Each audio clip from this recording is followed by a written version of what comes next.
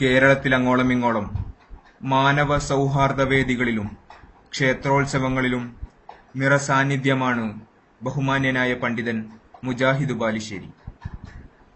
ബഹുദൈവാരാധനയെ എതിർക്കുന്നതോടൊപ്പം തന്നെ തീവ്രവാദത്തെയും വർഗീയവാദത്തെയും ബാലുശ്ശേരി നിശിതമായി വിമർശിച്ചു. ഈ അച്ചുതണ്ടുകൾ ഉള്ളിൽ നിന്ന് ഫോം ചെയ്ത് അവർക്ക് ജീവിക്കാൻ വേണ്ടി പ്ലാൻ ചെയ്തുണ്ടാക്കിയതാണ് എന്ന് ബുദ്ധിയുള്ള ഏതൊരാൾക്കും നിങ്ങൾക്ക് മനസ്സിലാക്കാൻ. ഈ സ്ഫോടനങ്ങൾക്കൊന്നും മതവുമായിട്ട് ബന്ധമല്ല. മതത്തെ രാഷ്ട്രീയവൽക്കരിച്ച് ദുരുപയോഗം ചെയ്തപ്പോ ഉണ്ടായ കുഴപ്പമാണിത് എന്ന് നിങ്ങൾ ശരിക്കും മനസ്സിലാക്കും. ജാതിമത ഭേദമന്യേ ബാലുശ്ശേരിയുടെ പ്രസംഗം കേൾക്കാൻ തടിച്ചുകൂടുന്ന ജനക്കൂട്ടം തീവ്രവാദികൾക്കും വർഗീയവാദികൾക്കും മതരാഷ്ട്രവാദികൾക്കും ഉണ്ടാക്കിയ അലോസരം ചെറുതല്ല. ബാലുശ്ശേരിയെ കുപ്രചരണങ്ങളിലൂടെ തളർത്താൻ അവർ നിരന്തരം ശ്രമിച്ചുകൊണ്ടിരുന്നു. അതിന്റെ ഏറ്റവും ഒടുവിലത്തെ ഉദാഹരണമാണ് കഴിഞ്ഞ 2 ദിവസമായി ഫേസ്ബുക്കിലും യൂട്യൂബിലും പ്രചരിക്കുന്ന ചില മുറിക്ലിപ്പുകൾ. ക്ഷേത്രങ്ങൾ വേശ്യാലയങ്ങളെക്കാൾ മോശപ്പെട്ടതാണ് എന്ന് ബാലുശ്ശേരി പറഞ്ഞു എന്നാണ് മുഖ്യമായ ആരോപണം. കേട്ടപാതി കേൾക്കാത്ത പാതി സംഘീ വർഗീയവാദികൾ ഫേസ്ബുക്കിൽ ഉറിഞ്ഞു തുള്ളാൻ തുടങ്ങി. തങ്ങളുടെ മതേതരത്വം തെളിയിക്കുവാനുള്ള അവസരമായി ചില ബ്ലോഗ് ബുജികളും ഈ അവസരത്തെ കാര്യമായി ഉപയോഗപ്പെടുത്തി. കമന്റുകൾ നിറഞ്ഞു, തെറിവിളികൾ അതിർത്തികൾ ലംഘിച്ചു. എന്നാൽ എന്താണ് സംഭവം? ആ ബിസിനസ്സിൽ ക്ഷേത്രത്തിന്റെ ഉത്സവത്തിന് ആളുകൾ പൈസ ചോദിച്ചു കൊണ്ടുവരും. അപ്പൊ കച്ചവടമല്ലേ, ബിസിനസ്സുകാരല്ലേ, ഒരു മ്യൂച്വൽ അണ്ടർസ്റ്റാൻഡിംഗിൽ പോണ്ടേ. ക്ഷേത്രോത്സവത്തിന് 50 രൂപ എടുത്തു കൊടുക്കും. നീ ശിർക്കിലാണ്, നീ മനസ്സിലാക്കിക്കോ. നീ ശിർക്കിനെ പ്രോത്സാഹിപ്പിക്കുന്നു. ഗുരുതരമായ പാപത്തിനാണ് നീ കൂട്ടുനിൽക്കുന്നത്. ഞങ്ങൾക്ക് വേശ്യാലയം നടത്താൻ പണം തരണമെന്ന് പറഞ്ഞ് നോട്ടീസ് ആയിട്ട് വന്നാൽ ഹിന്ദുക്കൾക്ക് നിങ്ങൾ കൊടുക്കുവോ? വളരെ പ്രധാനപ്പെട്ട ഒരു പോയിന്റ് അവർ കൊടുക്കുവോ? ഇല്ല ഇല്ല ഇല്ല. വളരെ ഗൗരവമായി പറയണം, അല്ലേ? ഞങ്ങൾ കള്ളിഷാപ്പ് നടത്താൻ ഉദ്ദേശിക്കുന്നു, കള്ളിഷാപ്പ് ഉണ്ടാക്കാൻ നിങ്ങൾ 50 രൂപ തരണം എന്ന് പറഞ്ഞാൽ ഞങ്ങൾ കൊടുക്കുവോ? ഇതാണ് തെറ്റിദ്ധരിപ്പിക്കലിന് ആധാരമായ ബാലുശ്ശേരിയുടെ പ്രഭാഷണത്തിലെ ചെറിയ ഒരു ഭാഗം. എന്നാൽ ഇവിടെ ക്ഷേത്രങ്ങളെ വേശ്യാലയങ്ങളോടോ കള്ളുഷാപ്പുകളോടോ ഉപമിക്കുകയാണോ ബാലുശ്ശേരി ചെയ്തത്? ഒരിക്കലുമല്ല എന്ന് പ്രസ്തുത പ്രഭാഷണമോ ബാലുശ്ശേരിയുടെ മറ്റു പ്രഭാഷണങ്ങളോ മുഴുവനായി കേട്ട എല്ലാവർക്കും മനസ്സിലാകുന്ന ഒരു കാര്യമാണ്. ഇവിടെ അദ്ദേഹം ഉദ്ദേശിച്ചത് ബഹുദൈവാരാധനയെ എതിർക്കുന്ന, ഏകദൈവാരാധനയിൽ വിശ്വസിക്കുന്ന ഒരു മുസ്ലിം എങ്ങനെയാണ് ബഹുദൈവാരാധനയുടെ കേന്ദ്രമായ ക്ഷേത്രങ്ങൾക്കോ ചർച്ചുകൾക്കോ ജാറങ്ങൾക്കോ ഫണ്ട് നൽകുക എന്നതാണ് അദ്ദേഹം ഉദ്ദേശിച്ചത്.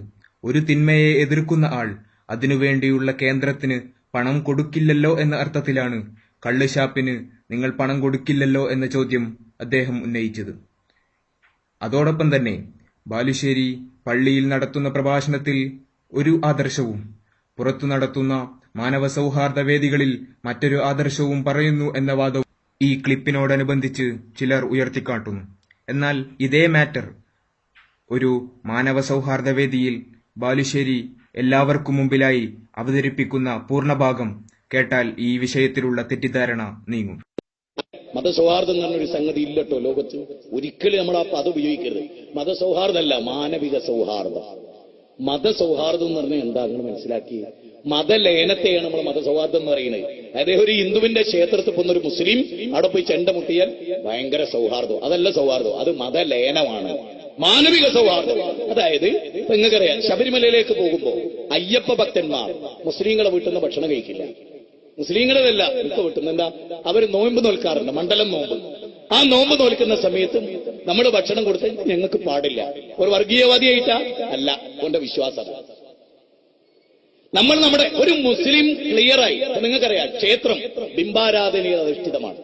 ഇസ്ലാം അതിനെതിരാണ്, നിങ്ങൾക്കറിയാലോ. ക്രിസ്ത്യാനികൾ ബിംബാരാധനയിൽ അധിഷ്ഠിതമാണ്. ഇസ്ലാമിനെതിരാ. ക്രിസ്തീയ പള്ളി ഉണ്ടാക്കാൻ മുസ്ലിമിനോട് ഫണ്ട് വെച്ച് കൊടുക്കേണ്ടയില്ല. അത് നിങ്ങൾ ശരിക്കും മനസ്സിലാക്കുക. ഒരു ബിംബ പൂജക്ക് മുസ്ലിങ്ങൾ ഫണ്ട് കൊടുക്കേണ്ടയില്ല. എന്താ കാരണം? അത് വർഗീയതയല്ല. നേരെ മറിച്ചൊരു ഹിന്ദു വരികയാണ്, എന്റെ കുട്ടിക്ക് ക്യാൻസറാ, കൊടുക്കണം, എത്ര കൊടുക്കാൻ പറ്റുമോ അത്ര കൊടുക്കണം. ഒരു ഹൈന്ദവ സഹോദരൻ വന്നിട്ട് പറയും, എന്റെ വീടിന്റെ മേൽക്കൂരതാ വീണു പോകാറായി, ബഷീർ എന്നെ ഒന്ന് ഉണ്ടാക്കി തരണം, ഉണ്ടാക്കി കൊടുക്കണം. എന്റെ മോളുടെ വിദ്യാഭ്യാസത്തിന് നീ ചെലവ് തരണം, കൊടുക്കണം. പക്ഷെ മതലയനവും മതസൗഹാർദ്ദവും ഒക്കെ വേറെ വേറെയാണ്. അത് നമ്മൾ ശരിക്കും പഠിക്കണം. അതായത് ഒരു ഹിന്ദു ഒരു മുസ്ലിമിന്റെ പള്ളിയിൽ വന്നിട്ട് അവിടെ ഒരു ബാങ്കാട് കൊടുത്തു, എന്നിട്ട് പിറ്റേത്തെ പത്രത്തിൽ മതസൗഹാർദ്ദത്തിന്റെ ഉന്നത പ്രതീകമായി. അത് മതലയനമാണ്, മതസൗഹാർദ്ദമല്ല, മാനവിക സൗഹാർദ്ദം. അതായത് എനിക്ക് എന്റെ മതത്തിൽ വിശ്വസിച്ചുകൊണ്ട് ഹൈന്ദവനെ സ്നേഹിക്കാൻ കഴിയും. എന്റെ അയൽവാസിയായ ബാബുവേട്ടൻ, നിങ്ങൾ ചോദിച്ചോ അവിടെ ചെന്ന്, എന്റെ നാട്ടിൽ ഓരോ മുസ്ലിം സഹോദരനോട് ചോദിച്ചോ എന്താ മുജാഹിദ് ബാലുശ്ശേരി, ഒരു പറഞ്ഞിരുന്നു. എന്റെ മതം എന്റെ വീട്ടിൽ എന്റെ അടുത്ത് വന്നാൽ ഒരു ക്ഷേത്ര ഉത്സവത്തിനാ വരുന്നെങ്കിൽ ഞാൻ കൊടുക്കൂല എന്ന് എനിക്കറിയാം. പിന്നെ ഞാൻ ഏകദൈവാരാധന പറയുന്നതിന് എന്താ വില? ഇനി നിങ്ങൾ എന്നെ എന്തിച്ചോ, ഞാൻ വേശ്യാലയം പാടില്ല, വേശ്യാവൃത്തി പാടില്ല അറിയാം.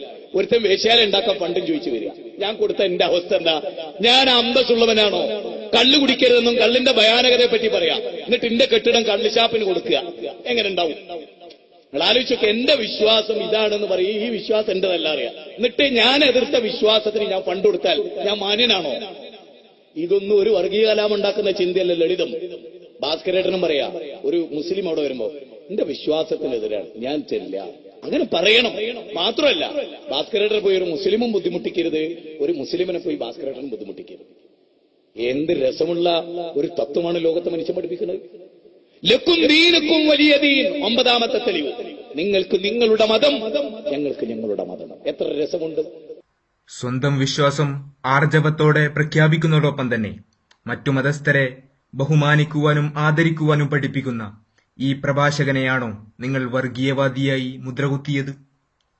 ഒരു മുസ്ലിമിനെ സംബന്ധിച്ചിടത്തോളം ക്ഷേത്രത്തിന് പണം കൊടുക്കാൻ പാടില്ല എന്ന് പറയുന്നതിലെ യുക്തി എന്താണ്?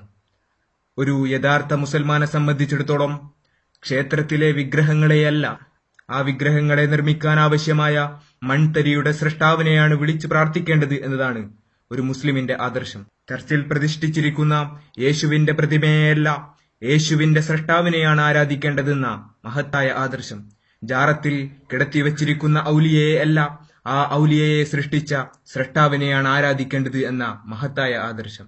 അതെ, ഈ സൂര്യനെയും ചന്ദ്രനെയും ഈ മഹാപ്രപഞ്ചത്തെയും മുഴുവൻ സൃഷ്ടിച്ച ഏകനായ ആ സൃഷ്ടാവ്, ആ അറബിയിൽ അല്ലാഹു എന്ന് വിളിക്കുന്ന ആ സൃഷ്ടാവിനെ മാത്രം ആരാധിക്കുക എന്ന വളരെ ലളിതമായ ഈ ആദർശം, അത് പറഞ്ഞതിന്റെ പേരിലാണോ വർഗീയവാദി എന്ന് മുദ്രകുത്തിയത്? പ്രിയമുള്ളവരെ, ഹിന്ദുവായാലും മുസ്ലിമായാലും ക്രൈസ്തവനായാലും നാം ഇന്ത്യക്കാർ സുഹൃത്തുക്കളാണ്, ഒരുമിച്ച് നീങ്ങേണ്ടവരാണ്.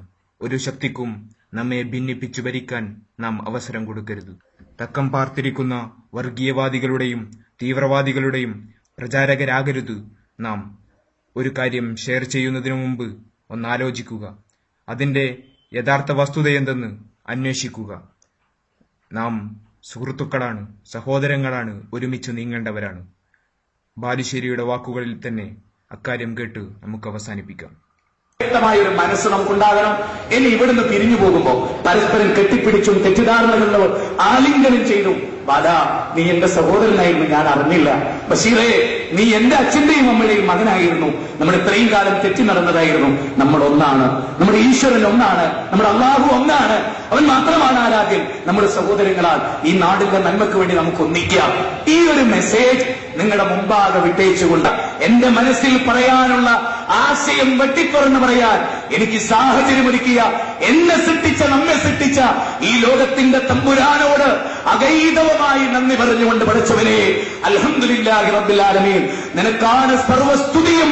ഈ മനുഷ്യരോട് ഒന്നടങ്കം ഇനിയൊരു വർഗീയ കലാപം നമ്മുടെ നാട്ടിൽ ഉണ്ടാകരുത്, ഇനിയൊരു സംഘട്ടനം നമ്മുടെ നാട്ടിൽ ഉണ്ടാകരുത്.